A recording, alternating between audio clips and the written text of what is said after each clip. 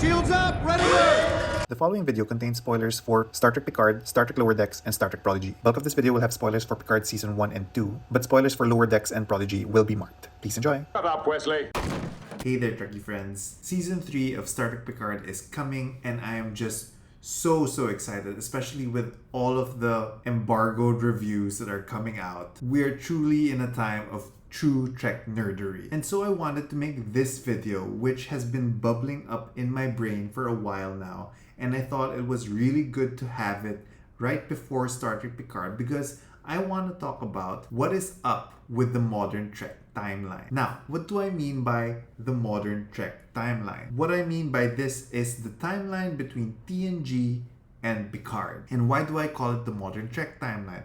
That is because when TNG first aired in 1987 until when Picard first aired in 2020, there was a gap of around 35 years. I don't do math, sue me. But we've had a gap of almost 35 years, and the same amount of time has passed in the Trek timeline, which is just so amazing because that actually means that everyone we've grown up in TNG, Voyager, DS9 have grown up with us. They're still there, they're alive, and everyone that we've seen has the possibility of still being there because the timelines are synced with the real timeline. Now, hence the complication. Because we do have other new Trek where we've got things like Lower Decks and Prodigy, which happen right after Nemesis. But right now, I'm just throwing random Trek words at you. Let's get to the timeline. And first of all, a caveat. I've done everything in PowerPoint, so forgive me if this isn't gonna have some super strange New Worlds type animations and stuff. This is gonna be plain PowerPoint and my nerdery just walking us through the timeline. Anyway, without further ado, the modern Star Trek timeline. And so, with our beautiful timeline over here, we're gonna start in the 2360s and we're gonna go all the way till the 2400s when Picard starts. So first of all, we're gonna start with Star Trek The Next Generation, which started in 2364, and then 7 seasons later, we end in 2370. Shut up, Wesley. And then, before TNG ended, we start with Deep Space Nine. The Gamma Quadrant? I'd say we just found our way into a wormhole. In 2369, or season 6 of TNG, and then we get 7 seasons again for Deep Space Nine. And then we get Voyager, where we start in 2371, which is actually season 3 of Deep Space Nine. And again, we get 7 seasons of Voyager, which goes home to the Alpha Quadrant in 2378. Set a course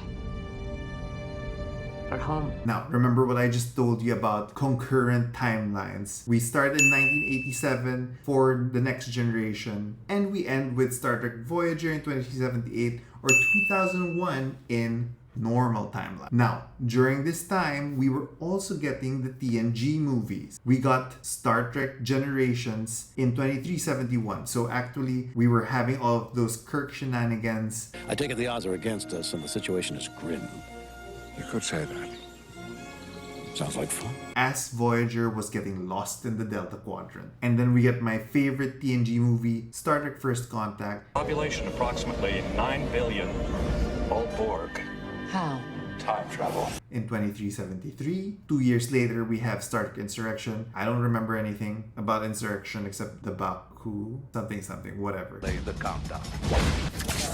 2375. This was happening as the Dominion Wars in Deep Space Nine was still happening, so anyway. And finally, we end with Star Trek Nemesis in 2379, which is 1 year after Voyager, hence 2002 in our real world timeline. But it is 1 year after Voyager, and that's why we get a cameo with Admiral Janeway Admiral Janeway, how good to see you again. Jean-Luc. in Star Trek Nemesis as she tells Picard to investigate whatever's happening in the Romulan Senate. You're the closest ship, so I want you to go and hear what he has to say. Now, this was in 2002, and then for a long ass while, we did not have any new Star Trek within the modern timeline because we got Enterprise, which was a prequel, and then it was unceremoniously cancelled after season 4, so we didn't get anything post Nemesis. And then, 15 years later, we get Star Trek Discovery, which again became a prequel. Now, Discovery might have a lot of hate.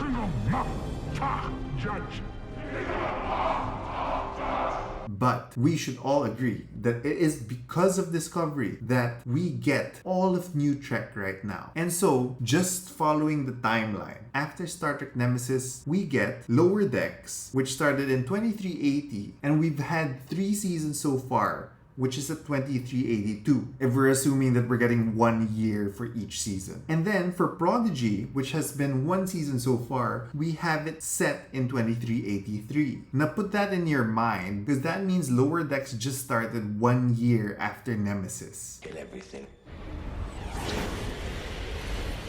But anyway, let's round this all out with Star Trek Picard starting in 2399 for season 1 of Picard, and then season 2 of Picard apparently was 2 years later in 2401. This is Admiral Jean-Luc Picard responding to your request. And we'll have season 3 after 2401. But anyway, 2399 was 35 years from 2364 when Star Trek TNG started, and so it rounds out our real-world timeline of 1987 to 2020, or 33 years. See, I can do math. Now, in Star Trek Picard Season 1, a couple of things were revealed, and those were, in 2381, Picard was ordered off the Enterprise E to help in the Romulan crisis. And we see him and Raffi running around trying to save the Romulans. In 2385, the synth attack happens on Mars and Picard resigns because the Federation didn't want to help out on saving the Romulans anymore. And finally, in 2387, the Romulan supernova happens, destroying Romulus and Remus and the entire Romulan star system, which also sucked in Ambassador Spock to the Kelvin timeline where they create an alternate reality. Which makes things particularly interesting because if you think about it, that means Picard was ordered off the Enterprise in 2381, which was season 2 of Lower Decks.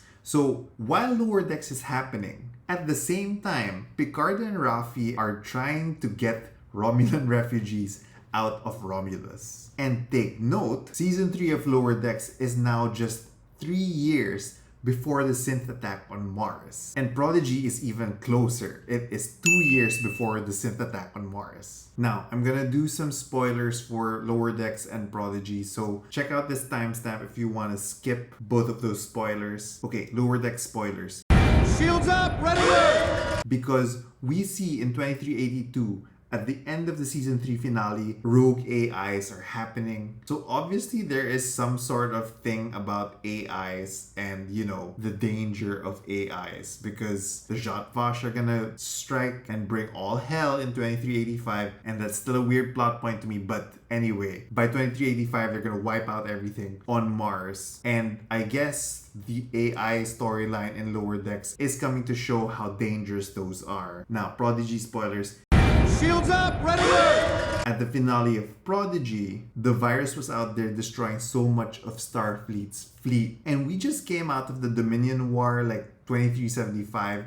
Not 10 years later, we're destroying the fleet again. No wonder they didn't have any ships to save the fucking Romulans because they were all getting destroyed all the time. And that's why during the attack on Mars, we were left with nothing to save the Romulans. And so again, I really hope we get some sort of acknowledgement of the things that are happening there within Lower Decks or Prodigy because that's happening in history already. And spoilers. And the great thing about all of this is the fact that we are actually seeing history in terms of Lower Decks and Prodigy because by the time anything of Picard happened, Lower Decks and Prodigy are already history. And so anything we see in Picard is like a direct impact or timeline from those times. And I really hope at the very least that we get some type of shout out that happens in Lower Decks or Prodigy about the fact that Picard is running around trying to save Romulans or something. I mean, this type of reference is something Lower Decks excels at, and Lower Decks is my favorite Star Trek right now. But that is the modern Star Trek timeline. What did you guys think? Comment down below and let me know if I missed anything important within the modern Trek timeline. Are you super excited for season 3 of Star Trek Picard? Because I am. So please like and subscribe the video if you like this stuff. We're gonna do Star Trek reactions once Picard comes in, and I'm so excited. You can see a lot more of my Star Trek reactions over here. Other than that, you can join my Discord, support me on Patreon, and I'll see you next time for the premiere of Star Trek Picard in 11 days. I'm so excited. Somebody's opinion.